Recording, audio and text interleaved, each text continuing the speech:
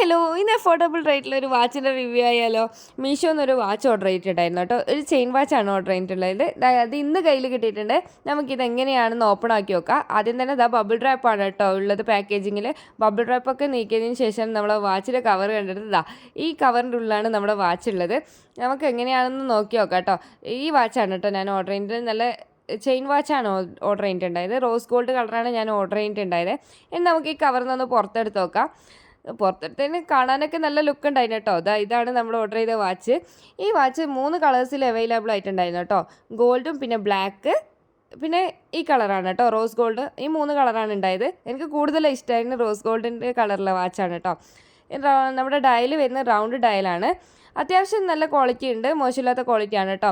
കാണാൻ നല്ല elegant look ഉണ്ട്. ഞാനിത് പർച്ചേസ് ചെയ്യുമ്പോൾ 186 റുപ്പീസാണ് കേട്ടോ ഞാൻ പർച്ചേസ് ചെയ്യുമ്പോൾ ഇതിൻ്റെ റേറ്റ് ഉണ്ടായത്. എങ്ങനെയുണ്ട്? കാണാനൊക്കെ നല്ല ലുക്ക് ഉണ്ടല്ലേ? എങ്ങനെയുണ്ടെന്ന് കമൻറ്റ് ചെയ്യാം കേട്ടോ.